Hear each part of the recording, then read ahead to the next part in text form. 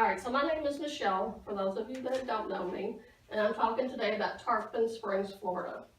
A rich heritage, a mixture of Greek, Victorian, and Floridian flair. It was once known as the Venice of the South. There are a lot of attractions and many things for the entire family to do. Tarpon Springs is known as the sponge capital of the world. There is also a marine aquarium, gift shops, and many authentic Greek restaurants. Now let's talk a little bit about the culture of Tarpon Springs. Mary Ormond, one of the first settlers in the area, arrived with her father in 1876. She especially liked the great fish that inhabited the bayou. They would leap into the air and spray water. In 1879, she named the small settlement Tarpon Springs. Tarpon Springs is the oldest town in Pinellas County. No other city in the U.S. has a higher percentage of residents of Greek heritage than Tarpon Springs. In 1884, a post office was established. Soon afterward, the railroad arrived and a depot was built to accommodate passengers and freight. Tarpon Springs was fashioned into an exclusive winter resort for wealthy Northerners. In 1887, Tarpon Springs was incorporated with 52 residents. They discovered money could be made harvesting the sponges growing in the Gulf. The sponge is an aquatic animal, and here it shows a picture of the sponges. Their skin has openings through which the sponge breathes. The natural sponges that we use today are actually the skeletons of the aquatic animals. Emmanuel Clemis, who lived in Greece, worked harvesting from the Mediterranean Sea. Eventually he passed it down to his son Harry, and after returning from World War II, he decided to return to the sponging industry and establish a retail location on the sponge docks of Tarpon Springs. Tarpon Springs is more than just a business. It's a family legacy and a small story of the American dream. Experienced divers from Greece were brought to Tarpon Springs. By using rubberized suits and helmets, they harvested the sponges. By 1905, over 500 Greek divers were at work using 50 boats. In 1907, sponge buyers created the Sponge Exchange, which auctions that took place twice a week.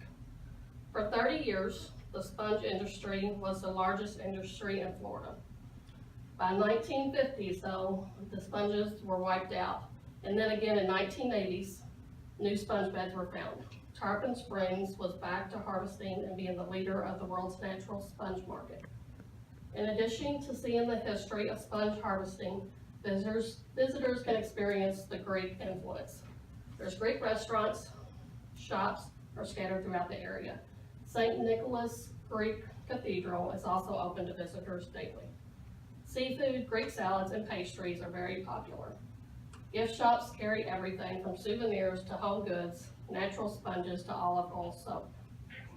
At the Tarpon Springs Aquarium, you can pet baby sharks, stingrays, and learn about the sea life of the nearby Gulf of Mexico. All year round, sightseeing cruises go out. They have nature cruises and other cruises. You may see dolphins, birds, manatee, and pelicans. A couple of the boats go to Anclot Island in the Gulf to visit the lighthouse and to look for shells on the beach. As you have learned, there's something for everyone in Tarpon Springs. Tarpon Springs is still known today as the sponge capital of the world. There are many things to do for individuals of all ages, whether it's shopping, eating at restaurants, or learning the history of Tarpon Springs. As you can see, Tarpon Springs is a very interesting place with many things to see and learn about.